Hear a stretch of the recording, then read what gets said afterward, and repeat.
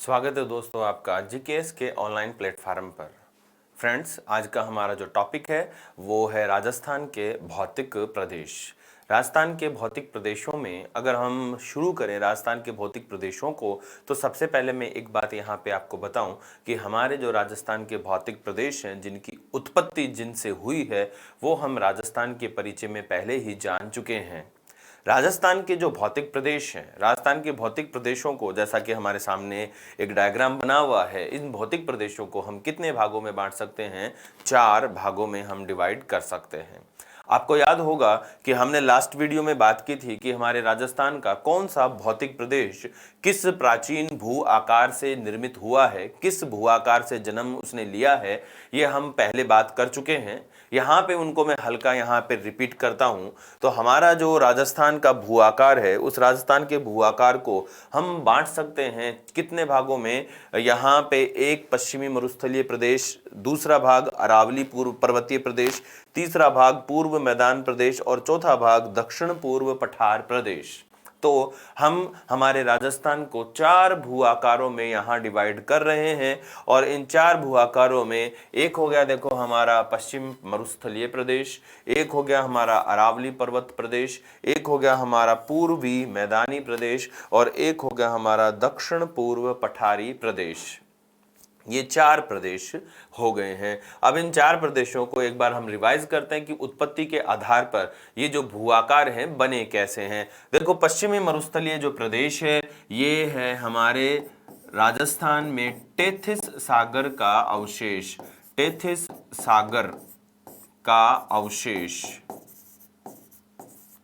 ठीक है, ये ध्यान में रखना है। तो ये जो हमारा भू आकार है ये टेथिस सागर का अवशेष है। बात करते हैं हम इस अरावली पर्वतमाला की। तो अरावली पर्वत जो प्रदेश है हमारे राजस्थान का, अरावली पर्वतीय प्रदेश, ये अरावली पर्वतीय प्रदेश अवशेष है हमारे यहाँ हमारे भारत में गोंडवाना लैंड का,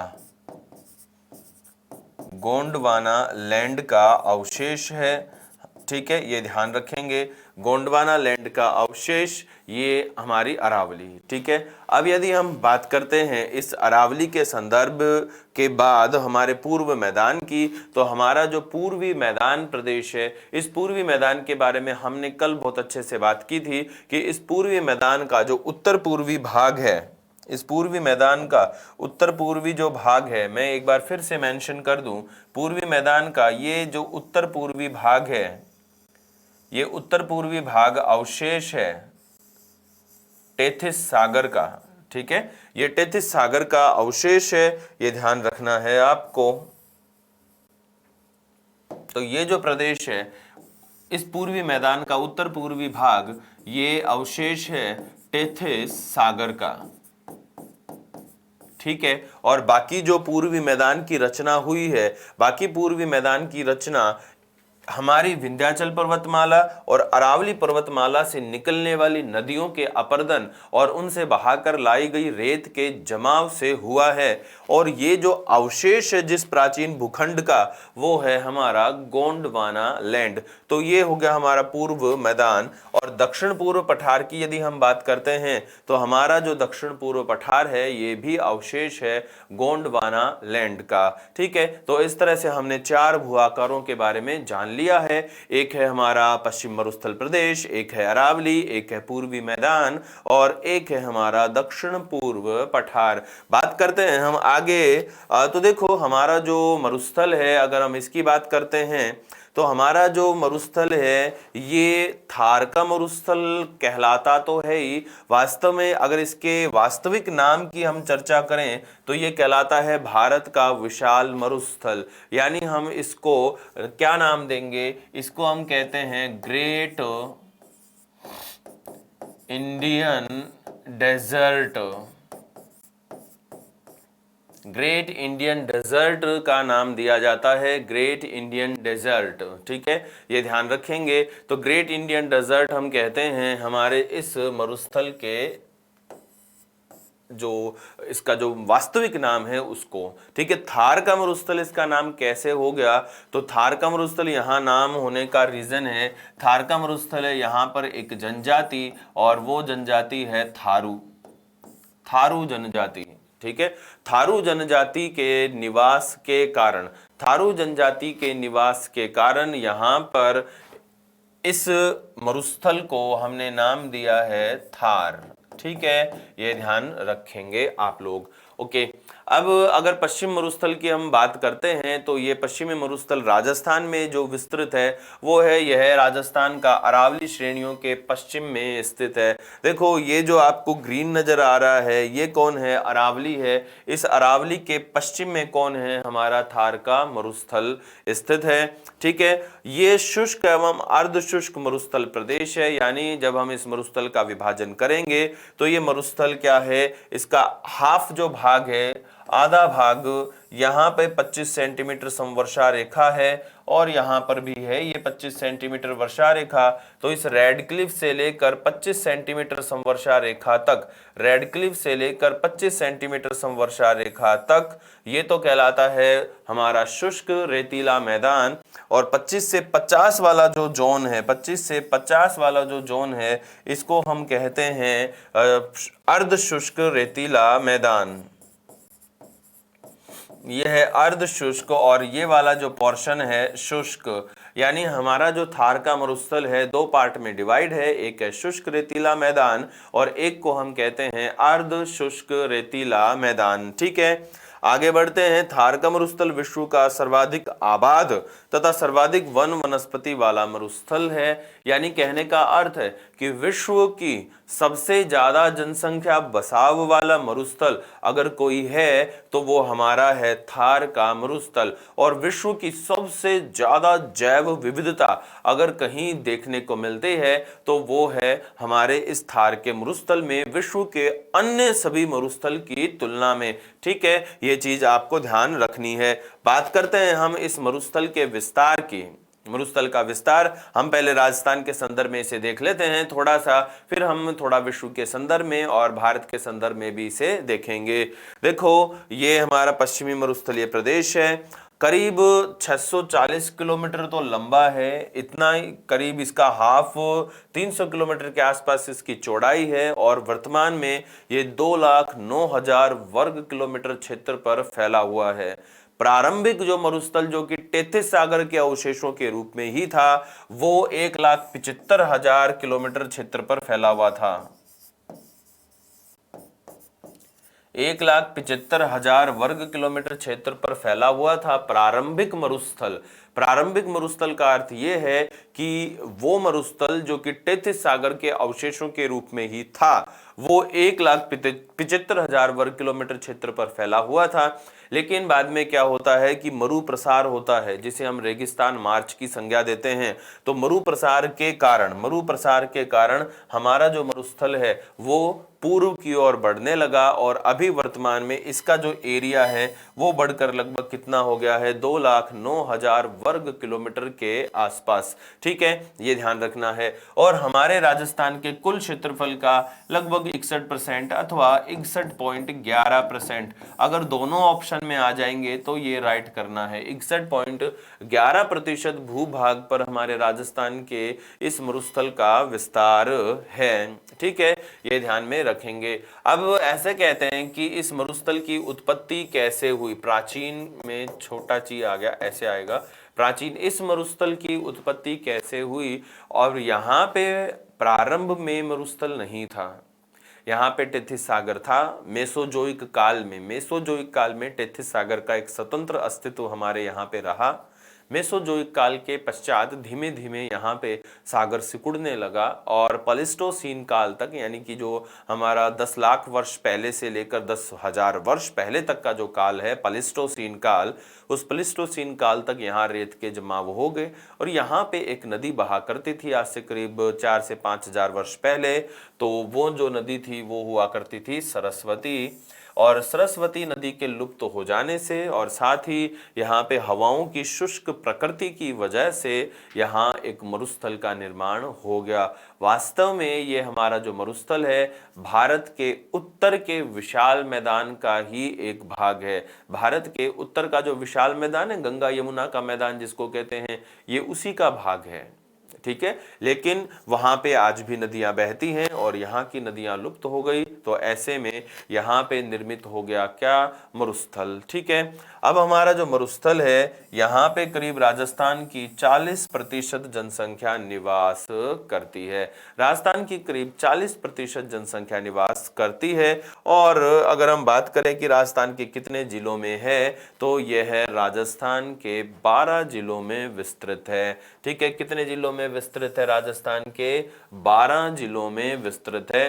बाड़मेर, जैसलमेर ये जिले आपको दिख रहे हैं, ये विस्तृत है। गंगानगर, हनुमानगढ़, बीकानेर, जैसलमेर, बाड़मेर, जालोर, सिरोही का उत्तर पश्चिम भाग, इसके अलावा पाली का पश्चिमी भाग, नागौर, सीकर, झुंझुनू, चूरू, जोधपुर, ये जो कंप्लीट जो जिले हैं, इन 12 जिलों में हमारा थार का मरुस्थल विस्तृत है।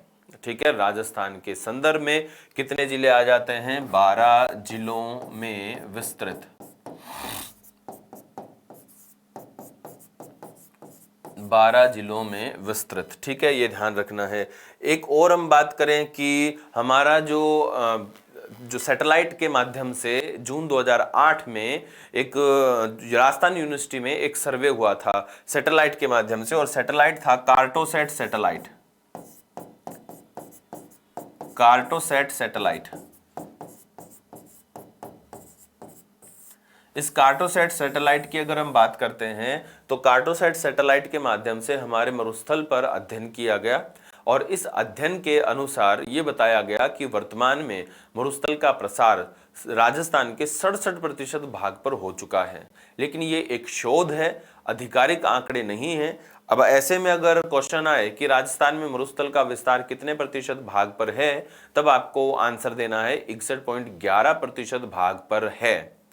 ठीक है, लेकिन ऐसे पूछा जाए कि कार्टोसैट सैटेलाइट पर के माध्यम से हुए एक शोध के अनुसार हमारे राजस्थान में मरुस्थल का कितने प्रतिशत पर विस्तार है, तब हम कहेंगे कि वो है 67% भाग पर। जून 2013 में ही ऐसे एक और शोध हुआ था, और उस शोध में बताया कि हमारे राजस्थान के 12 जिलों के अतिरिक्त कुछ और जिले भी हैं जहां मरुस्थल का प्रसार हुआ है। अब उन जिलों में कौन आते हैं विशेषकर, उनमें जैसे जयपुर है, अजमेर है, राजसमंद है, सिरोही है और अलवर है। ठीक है, और ये वे जिले आ जाते हैं जहां पे हमारे मरुस्थल का प्रसार हुआ है। ठीक है, ये ध्यान रखेंगे, इन जिलों में मरुस्थल का प्रसार अन्यत्र हुआ है। जब हम राजस्थान के बालूका स्तूपों के बारे में पढ़ेंगे, तब हम बात करेंगे कि हमारे अजमेर में और जयपुर में भी बालूका स्तूप देखने को मिलते हैं। ठीक है, तो यहाँ ध्यान रखेंगे इस मरुस्थल के विस्तार के बारे में सभी चीजें। अब हम क्या करते हैं, हम मरुस्थल के ढाल की बात करते हैं कि मरुस्थल का ढाल, ये भी क्वेश्चन आया हुआ है। अधीनस्थ सेवा चयन बोर्ड जो है, उस अधीनस्थ सेवा चयन बोर्ड में मरुस्थल के ढाल के बारे में पूछा गया है। ढाल का मतलब कि अगर मरुस्थल में हम नदियों को बहाएं, तो वो नदियां किस ओर से किस ओर जाएंगी, यदि पानी को हम बहाएं तो वो किस ओर से किस ओर जाएगा। तो हमारे जो मरुस्थल का ढाल है वो सामान्यतः उत्तर पूर्व से दक्षिण पश्चिम की ओर है। इस प्रदेश की जितनी भी नदियां हैं, इस प्रदेश की जितनी भी नदियां हैं, वो सभी यूं ही बहती हैं, चाहे वो लूनी हो, चाहे वो लूनी की सहायक नदी जोजड़ी वगैरह हो, ये सभी इसी क्रम में बहती हैं। ठीक है, ये चीज आपको ध्यान में रखनी होगी। ओके, तो इस प्रदेश का ढाल क्या है, उत्तर पूरब से दक्षिण पश्चिम की ओर, ये प्रदेश का ढाल हो जाता है। ठीक है, ये चीज ध्यान रखनी है इस प्रदेश के ढाल के बारे में। अब देखो, पश्चिमी जो मरुस्थलीय क्षेत्र है समान उच्चावच नहीं रखता है, अपितु इसमें भिन्नता हमें देखने को मिलती है। इस भिन्नता के कारण हम इसको 4 उप प्रदेशों में विभाजित करते हैं। 4 नहीं, मैं यहाँ पे 5 उप प्रदेशों में विभाजित करूंगा। ठीक है, 5 उप प्रदेशों में विभाजित करते हैं। अब 5 उप प्रदेश में पहला है शुष्क रेतीला मरुस्थल, शुष्क रेतीला मरुस्थल। एक होता है हमारा लूनी जवाई नदी का मैदान, एक है हमारा शेखावाटी प्रदेश, एक है घग्गर नदी का मैदान, और 5वां मैं यहां पे मेंशन करता हूं थली प्रदेश, थली प्रदेश, जिसको हम नागौरी उच्च भूमि भी कहते हैं, नागौरी उच्च भूमि भी कहा जाता है। ठीक है, ये ध्यान में रखना है। तो देखो, हम ये जो 4 प्रदेश हमारे पास हैं, एक हमारा शुष्क रेतीला मैदान, एक घग्गर प्रदेश, एक शेखावाटी, और यहां पर आता है थली प्रदेश। एक प्रदेश होता है इधर थली प्रदेश। ठीक है, ये ध्यान रखना है। तो 5 पार्ट में डिवाइड करना है इसे। थली प्रदेश एक अन्य हमें ऐड करना है। ठीक है, ये ध्यान में रखेंगे। चलो, अब इनके बारे में हम अलग से डिटेल में पढ़ेंगे। सबसे में पहले मैं स्लाइड में हमारे इस मरुस्थल का जो विस्तार है हमारे भारत में कहाँ है, हम उसकी बात करेंगे, और भारत के अन्य जो मरुस्थल हैं उनकी भी यहाँ पे बात करने वाले हैं, और साथ में तुलना भी हम करेंगे। देखते हैं हमारे जो मरुस्थल है, थार का मरुस्थल भारत में कहाँ पे विस्तृत है, भारत में किन और राज्यों में है राजस्थान के अलावा।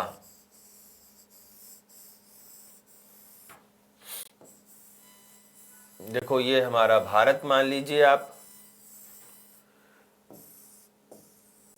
यहाँ ये हमारा भारत। अब हम बात करें यदि कि हमारे भारत में किन स्थानों पर मरुस्थल का विस्तार है, तो ये देखो हमारा राजस्थान हो गया। ठीक है, ये राजस्थान है। अब मरुस्थल पर हम बात करते हैं कि हमारा जो मरुस्थल है भारत में कहाँ है। ठीक है, भारत में ये जो मरुस्थल अभी निर्मित हो गया है, ये मरुस्थल गुजरात में कच्छ प्रदेश से शुरू होता है और पूरा पश्चिमी राजस्थान कवर करते हुए, पूरा पश्चिमी राजस्थान कवर करते हुए ये विस्तृत है हमारे राजस्थान। और राजस्थान के अलावा फिर ये विस्तृत है दक्षिण पश्चिम पंजाब और दक्षिण पश्चिम हरियाणा तक। ठीक है, और ये विस्तृत है हमारे राजस्थान के करीब आधा, यानी लगभग 61.11% जो भूभाग है उसको घेरे हुए है। तो ये है हमारा मरुस्थल, जिसको हम कहते हैं थार का मरुस्थल।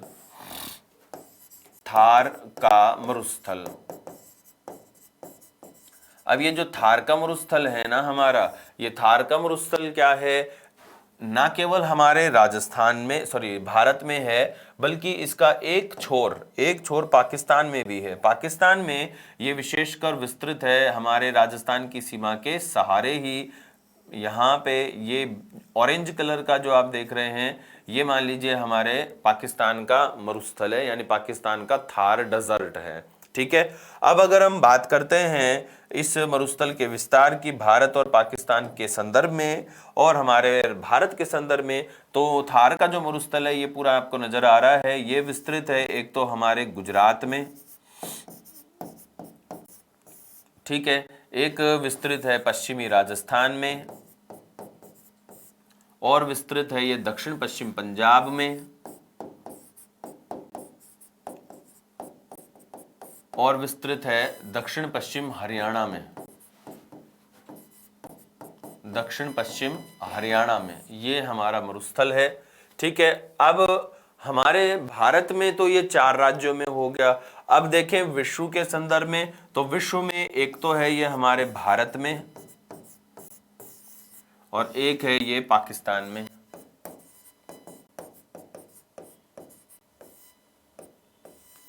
पाकिस्तान में, भारत और पाकिस्तान में इसका विस्तार है, भारत और पाकिस्तान में इसका विस्तार है। ठीक है, ये ध्यान रखेंगे। तो अब हमारा जो मरुस्थल है भारत और पाकिस्तान में इसका जो विस्तार है, अगर हम इसकी बात करते हैं तो भारत में संपूर्ण जो मरुस्थल है उसका करीब 85% आता है। संपूर्ण जो मरुस्थल है इसका करीब 85% आता है, और शेष जो है ये आता है 15%। ठीक है, ये ध्यान रखना है। तो हमारा जो भारत है और पाकिस्तान है, इसमें 85 और 15 इनका रेशो चलता है। ठीक है, पाकिस्तान में करीब 15% मरुस्थल है और हमारे भारत में थार के मरुस्थल का करीब 85% भाग विस्तृत है। तो ये तो है हमारे थार का मरुस्थल। इसका वास्तविक नाम मैं आपको पहले बता ही चुका हूं, इसका वास्तविक नाम है ग्रेट इंडियन डेजर्ट। ठीक है, थारू जनजाति के निवास के कारण ये क्या कहलाया, थार कहलाया। ठीक है, अब हम भारत के अन्य जो मरुस्थल हैं उनको एक बार थोड़ा सा मैं यहाँ मेंशन कर रहा हूं मैं। ठीक है, यहां पर एक मरुस्थल है हमारे लद्दाख में। ठीक है, इसके अलावा फिर यहाँ पर मरुस्थल है, हल्के अर्ध शुष्क प्रकार के मरुस्थल है यहाँ पे। बस ये मरुस्थल हैं। अब इन मरुस्थल के मैं नाम बता देता हूं। तो ये तो है लद्दाख का शीत मरुस्थल, लद्दाख का शीत मरुस्थल।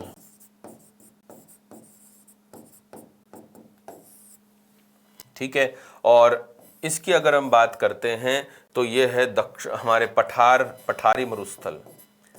दक्षिण का जो पठार है ना, दक्षिण पठारी मरुस्थल। और ये जो विस्तृत है, ये विस्तृत है हमारे एक तो पूर्वी महाराष्ट्र में, पूर्वी महाराष्ट्र, पूर्वी कर्नाटक और तेलंगाना, इन राज्यों में विस्तृत है। ठीक है, पूर्वी महाराष्ट्र, पूर्वी कर्नाटक और तेलंगाना में ये विस्तृत है। ठीक है ना, ये ध्यान में रखेंगे। चलो, ये बात हो गई हमारे मरुस्थल के विस्तार की, यानी हमारे मरुस्थल जो भारत में विस्तृत है उन सबको हमने जान लिया है। ठीक है, ये ध्यान रखना है। अब हम क्या करेंगे, हमारे मरुस्थल के प्रसार पर आएंगे। पश्चिमी मरुस्थलीय प्रदेश, इनको अपन क्या करेंगे, अपने हिसाब से ही पढ़ेंगे। अब हमने मरुस्थल के प्रसार के बारे में जान लिया है कि मरुस्थल कहाँ कहाँ विस्तृत है और क्या इसकी विशेष बातें हैं। अब हम ये जानते हैं कि ये मरुस्थल, जैसा कि हमने शुरू में बात की कि ये टेथिस सागर का अवशेष है ना, हमने शुरू में बात की ना कि ये टेथिस सागर का अवशेष है। तो अब हम ये बात करते हैं कि हमारा जो मरुस्थल है, ऐसा इसमें कुछ प्रमाण है क्या, इस मरुस्थल में ऐसे प्रमाण मिलते हैं क्या कि हम ये कह सकें कि ये टेथिस सागर का अवशेष है। तो हम पहली बात हमारा लिखते हैं मरुस्थल, और फिर हम करते हैं कि ये है अवशेष टेथिस सागर का, टेथिस सागर का। अब हमें ये जानना है कि टेथिस सागर के अवशेषों के रूप में यहाँ पे कुछ विशेषताएं मिलती हैं क्या।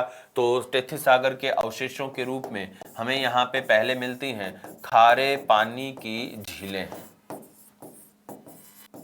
खारे पानी की झीलें क्या मिलेंगी हमें, खारे पानी की झीलें मिलेंगी। ठीक है, इसके अलावा और हम चलें तो यहाँ पे सागरीय खनिज, सागरीय खनिज, सागरीय खनिजों में मैं आपको बताऊं दोस्तों, एक बार आप फटाफट से और मेरे साथ अच्छे से जुड़ जाइए, दिल लगा के मेहनत करके पढ़िए, बहुत ही अच्छा आपको यहाँ पे मैटर मिलेगा। और उसी मतलब मुस्तैदी के साथ, उसी एकाग्रता के साथ यदि आप यहाँ पे ऑनलाइन प्लेटफार्म पर भी जुड़ते हैं तो मैं आपको यकीन दिलाता हूँ कि आपको ऑफलाइन क्लासों की कमी महसूस नहीं होगी।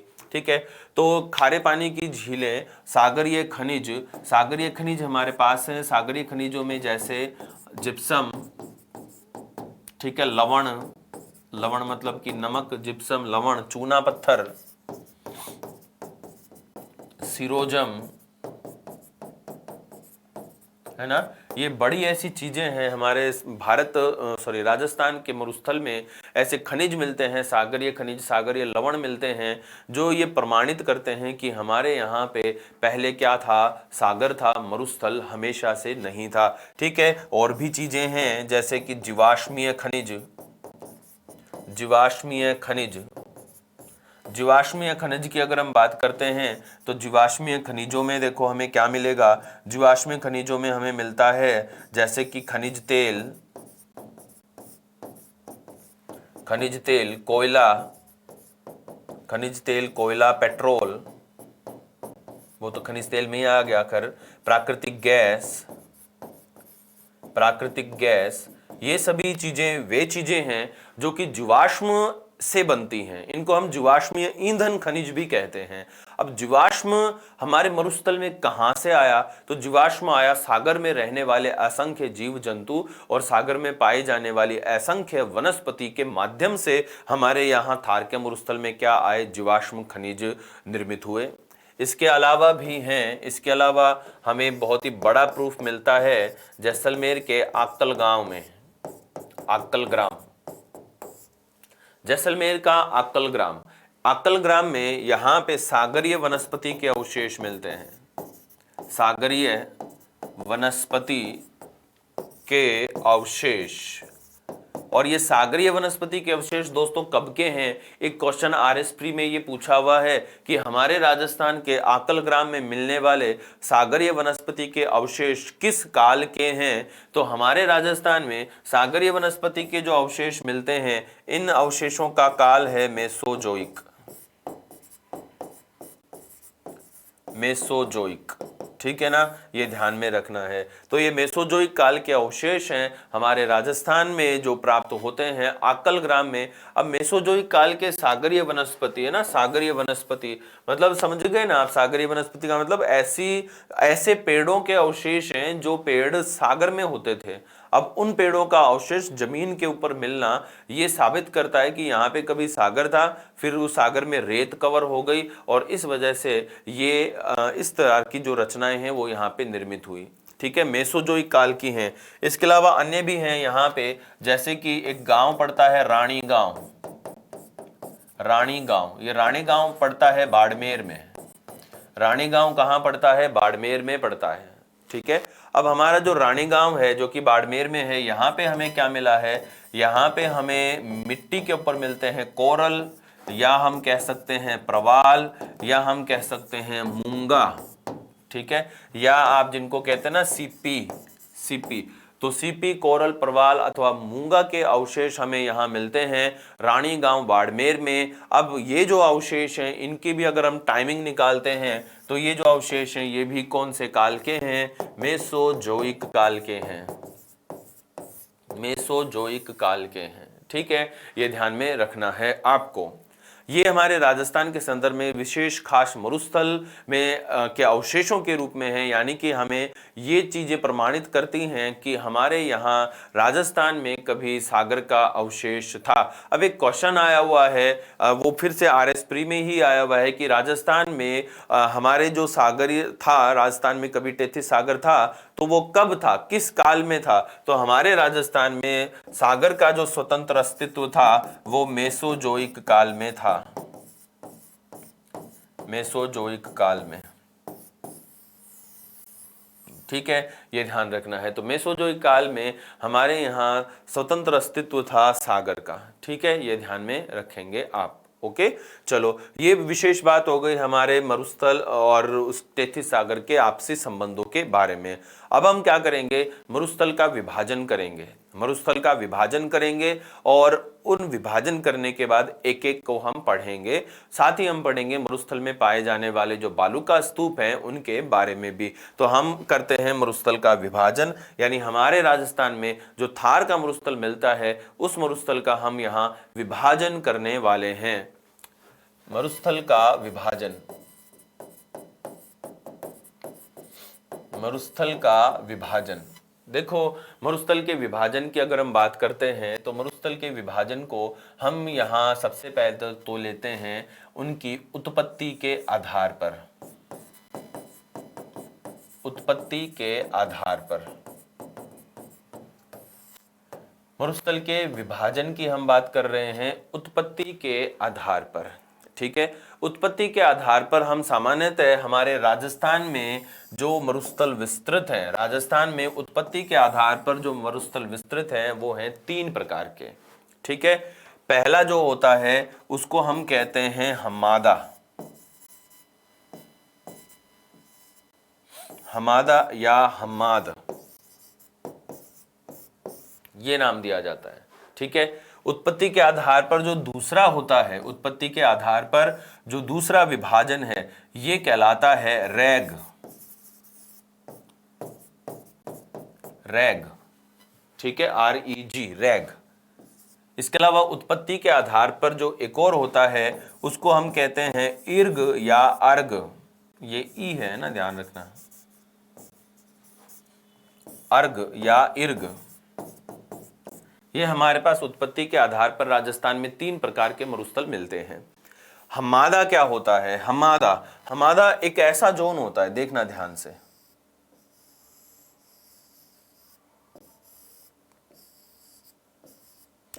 एक ऐसा मरुस्थलीय प्रदेश होता है जो कि सिर्फ और सिर्फ क्या होता है? चट्टानी होता है।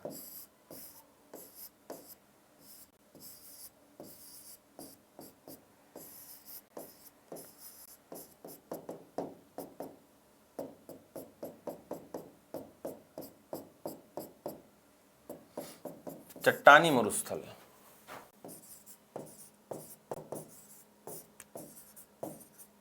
चट्टानी मरुस्थल, इस चट्टानी मरुस्थल को ही हम क्या नाम देते हैं? इस चट्टानी मरुस्थल को ही हम हम्मादा कहते हैं।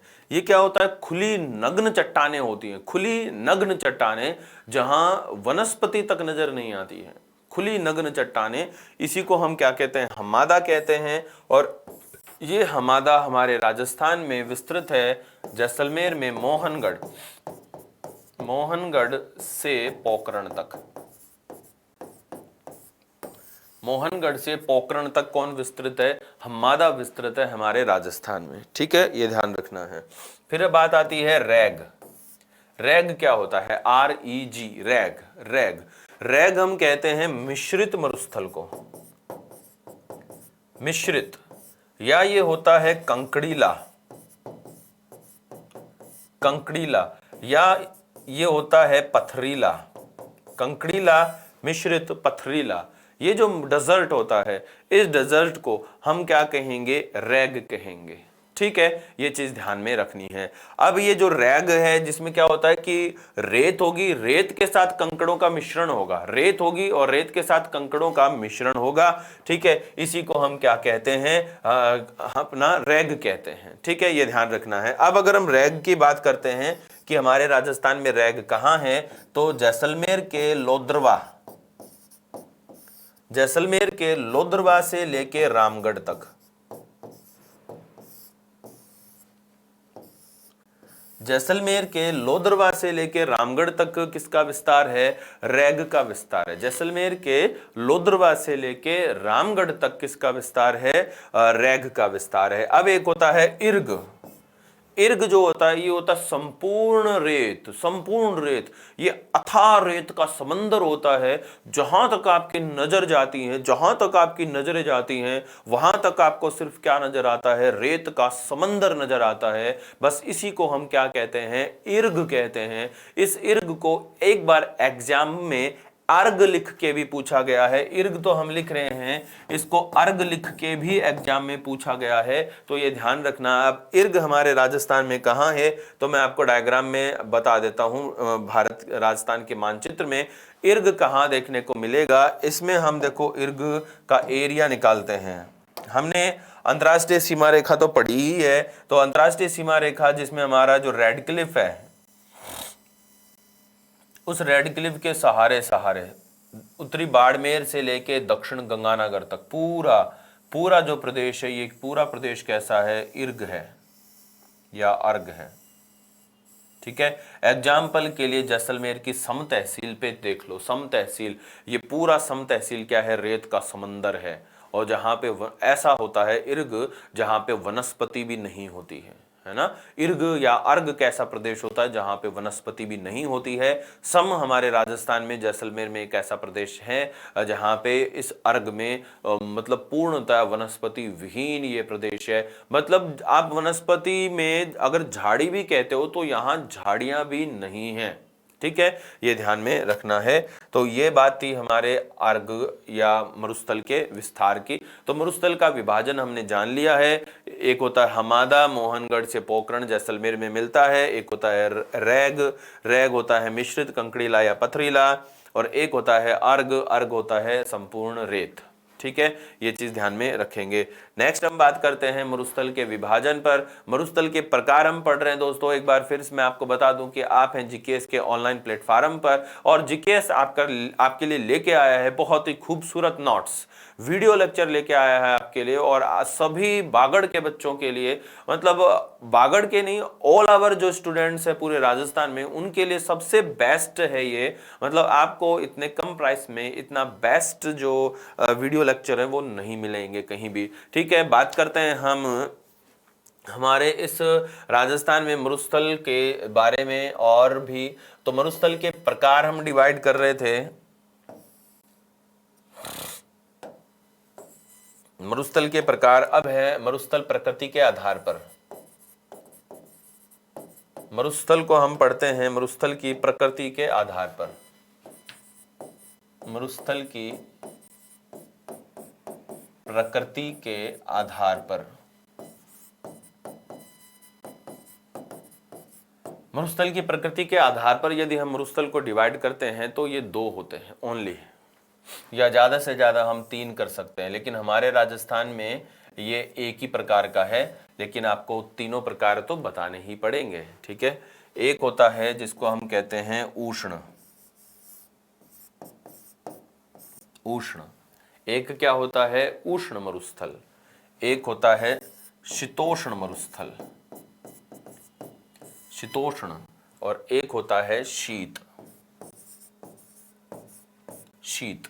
ठीक है, मैं यहाँ पे अगर राजस्थान को पूछना चाहूँ कि राजस्थान किस में है प्रकृति के आधार पर, तो हमारा जो राजस्थान है वो क्या है, मरुस्थल उष्ण मरुस्थल है। हमारे राजस्थान में जो मरुस्थल विस्तृत है ये कैसा मरुस्थल है, एक उष्ण मरुस्थल है। ठीक है, बात करते हैं हम शीतोष्ण मरुस्थल की, बात करते हैं शीतोष्ण मरुस्थल की, तो हमारे भारत में कोई शीतोष्ण मरुस्थल नहीं है।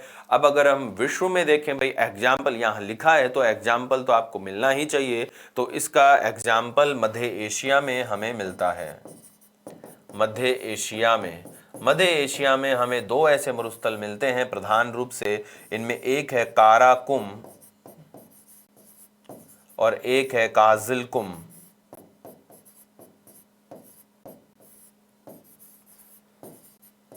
काराकुम और काजिलकुम ये दो ऐसे मरुस्थल हैं जो कि शीतोष्ण प्रकार के हैं, शीतोष्ण प्रकार के होते हैं। फिर बात आती है शीत मरुस्थल की, तो शीत मरुस्थल तो हमारे भारत में भी मिलता है। शीत मरुस्थल हमारे भारत का एकमात्र जो शीत मरुस्थल जिसे कहा जाता है वो है लद्दाख, लद्दाख। ठीक है, तो ये शीत मरुस्थल। अब कैसे पहचान होती है सामान्यतः, तो ऐसा है कि कोपेन ने, कोपेन को तो आप जानते हो, जर्मन जलवायुवेत्ता कोपेन यहाँ पे उष्ण मरुस्थल के लिए एक शब्द देते हैं और वो होता है बी कैपिटल डब्ल्यू कैपिटल और H small, B capital W capital H small, और एक होता है शीत मरुस्थल, और शीत मरुस्थल को वो लिखते हैं बी कैपिटल डब्ल्यू कैपिटल और के स्मॉल। यानी कि कोपेन के अकॉर्डिंग वे मरुस्थल जहां पे तापमान सामान्यतः 18 डिग्री से ऊपर रहता है हमेशा, उस प्रदेश को हम नाम देते हैं उष्ण मरुस्थल का। और वे प्रदेश जहां तापमान सदैव 18 डिग्री से नीचे रहता है, तो उस मरुस्थल को हम नाम देते हैं शीत मरुस्थल का। ठीक है, टेम्परेट यानी कि शीतोष्ण जलवायु के लिए कोपेन या किसी विद्वान ने सामान्यतः तापमान का वर्गीकरण नहीं किया है, लेकिन ऐसा रहता है कि जहाँ पे ये जो शीतोष्ण टेम्परेचर मरुस्थल होते हैं ये ऐसे होते हैं कि जहाँ पे शीतकाल में इतनी ठंड होती है कि बर्फ जम जाती है और ग्रीष्म काल में अच्छी खासी गर्मी रहती है, और मिश्रित प्रकार के वन यहाँ देखने को मिल जाते हैं। साथ ही यहाँ पे स्टेपी घासें भी देखने को मिलती हैं। ठीक है, तो ये मरुस्थल का प्रकार हो गया उनकी प्रकृति के आधार पर। अब हमारे राजस्थान में मरुस्थल का डिवाइडेशन का एक आधार और भी है। मरुस्थल के डिवाइडेशन का एक आधार है बालू का स्तूप।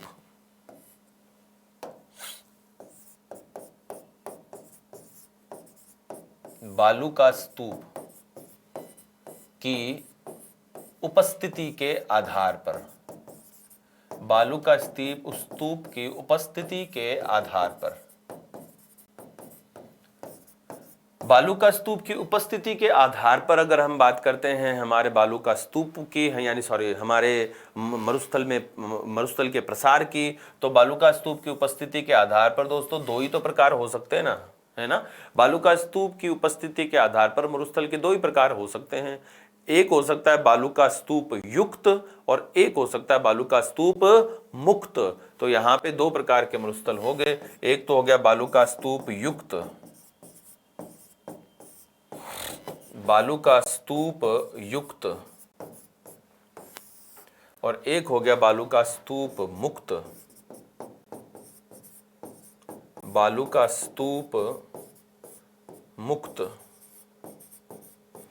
ठीक है, तो अगर हम बात करते हैं बालू का स्तूप युक्त, तो हमारे राजस्थान में जितना भी मरुस्थल है, यानी पूरे मरुस्थल का जो 100% भाग है उसका करीब 58% भाग ऐसा है जहां पे बालू का स्तूप पाए जाते हैं, और शेष करीब 0.50% यानी 41.5% भाग ऐसा है जहां पे बालू का स्तूप नहीं होते हैं, और ये एग्जाम में पूछा हुआ है। और उसमें 41.5% ऑप्शन में नहीं दिया था और ऑप्शन में दिया था लगभग 40%। तो यहाँ ये ध्यान रखना है आपको कि लगभग 40% एरिया ऐसा है हमारे राजस्थान में मरुस्थल का जो कि बालू का स्तूप मुक्त है।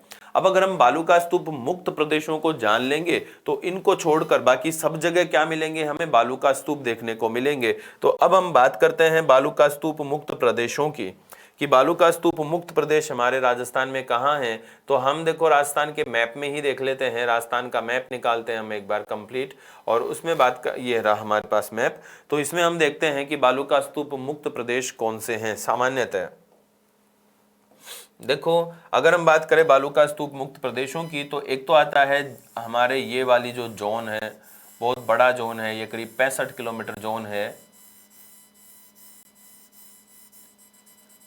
65 किलोमीटर लंबा जोन है। एरिया तो इसका अधिक ही रहेगा, लेकिन एरिया नहीं बता रखा है।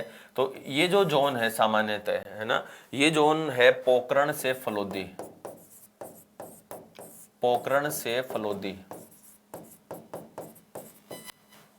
पोखरण से फलोदी वाला जो जोन है ये क्या है, बालू का स्तूप मुक्त प्रदेश है, बालू का स्तूप मुक्त, ठीक है ना, ये ध्यान रखना है। तो ये जो प्रदेश है ये क्या है, बालू का स्तूप मुक्त प्रदेश है, पोखरण से फलोदी तक का, ठीक है, ये ध्यान में रखेंगे आप। ओके, चलो आगे बात करें। अगर हम पोखरण से फलोदी तो हमने जान लिया, इसके अलावा भी कुछ हैं। तो इसके अलावा जैसलमेर में ही मिलता है Akalwood fossils park, Akalwood fossils park, Akalwood fossils park भी क्या है, यहाँ पे भी हमें बालू का स्तूप नहीं देखने को मिलते अथवा अभाव होता है। इसके अलावा यहाँ पे एक और जोन है हमादा क्षेत्र, यानी हमारे एक तो जैसलमेर का चट्टानी प्रदेश और एक बाड़मेर का चट्टानी प्रदेश, जैसलमेर एवं बाड़मेर, एवं बाड़मेर का चट्टानी प्रदेश। जैसलमेर एवं बाड़मेर का जो चट्टानी प्रदेश है ये एक ऐसा जोन है, ये दोनों ही ये एक ऐसे प्रदेश हैं जहां पे बालू का स्तूप नहीं होते हैं, ठीक है, ये ध्यान रखना है। तो अब इनको अगर जान लेते हैं हम कि यहाँ पे बालू का स्तूप हैं, अब इनको छोड़ दें तो बाकी जो पूरा मरुस्थल है यहाँ से इतना इतना, बाकी जो पूरा मरुस्थल है, इस पूरे मरुस्थल में क्या देखने को मिलते हैं हमें, इस पूरे मरुस्थल में ये हमें बालू का स्तूप देखने को मिलेंगे। सामान्यतः जो लाइन अगर हम बालू का स्तूप की उपस्थिति ये पर खींचे तो सिरोही का उत्तर पश्चिम भाग, पाली आ गया, फिर नागौर आ गया, फिर सीकर आ गया और झुंझुनू आ गया, इस तरह से, है ना। तो ये वाली जो लाइन है, इस लाइन के सहारे सहारे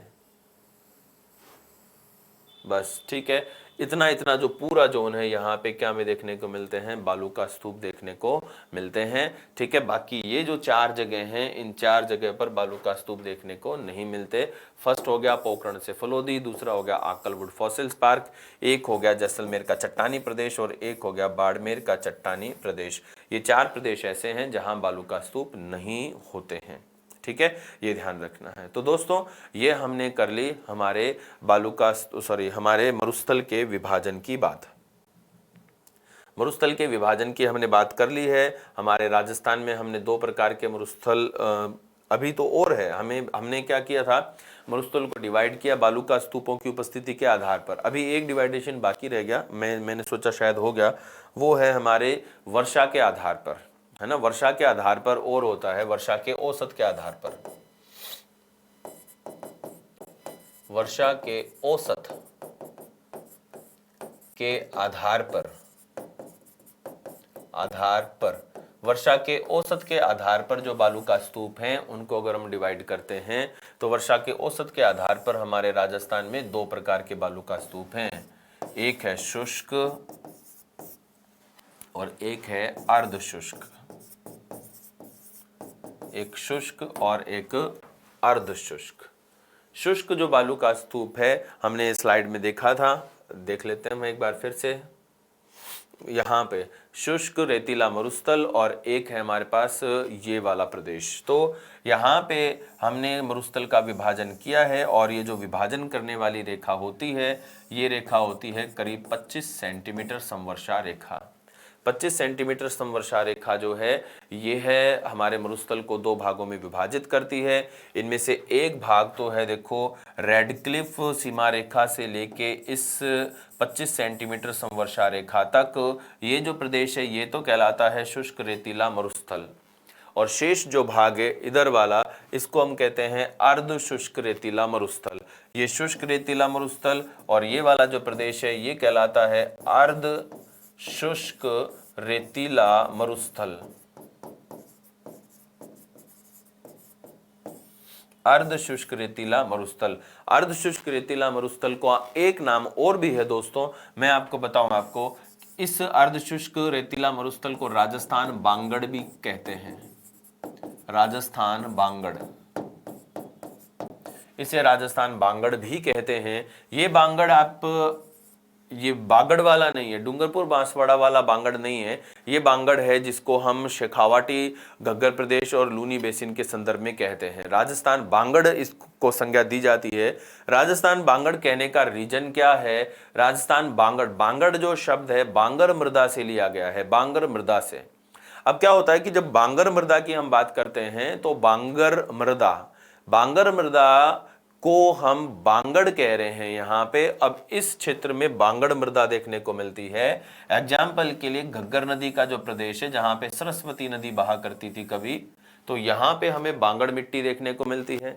शेखावाटी जो प्रदेश है यहाँ पे भी हमें तोरावाटी जो उच्च भूमि है, कांतली नदी और उसकी सहायक नदियों का बहाव क्षेत्र है, तो यहाँ पे भी बांगड़ देखने को मिलती है। इसके अलावा लूनी जवाई बेसिन है, इस लूनी और जवाई नदी का जो बेसिन है यहाँ पे भी हमें बांगड़ मृदा देखने को मिलती है। तो इस तरह से हमने मरुस्थल के जो विभाजन है वो कंप्लीट कर लिए हैं। कई आधारों पे हमने मरुस्थल को विभाजित किया है। यहाँ पे एक हो गया शुष्क और एक हो गया अर्ध शुष्क। शुष्क में कौन आ गया? शुष्क में आ गया रेडक्लिफ से लेकर 25 सेंटीमीटर समवर्षा रेखा तक का जो पूरा प्रदेश है वो, और अर्ध शुष्क में आ जाता है हमारा 25 सेंटीमीटर समवर्षा रेखा से लेकर 50 सेंटीमीटर समवर्षा रेखा तक का प्रदेश है कंप्लीट वो। ठीक है ना दोस्तों? तो ये है हमारे वर्षा के आधार पर मरुस्थल के प्रकार। तो हमने कंप्लीट हमारे राजस्थान की ज्योग्राफी में मरुस्थल के प्रकारों को जान लिया है। ठीक है, अभी इस वीडियो में सिर्फ इतना ही। नेक्स्ट जो हमारा वीडियो होगा, इस वीडियो में हम बात करेंगे हमारे राजस्थान में मिलने वाले बालूका स्तूपों के बारे में, और साथ ही हम हमारे जो मरुस्थल हैं उनको भी हम कंप्लीट यहाँ पे देखेंगे कि शुष्क रेतीला मरुस्थल किन जिलों में विशेषतः विस्तृत है, अर्ध शुष्क किन जिलों में विस्तृत है और उनकी क्या खास बातें हैं। ओके फ्रेंड्स, कंटिन्यू साथ रहने के लिए थैंक यू। जय हिंद।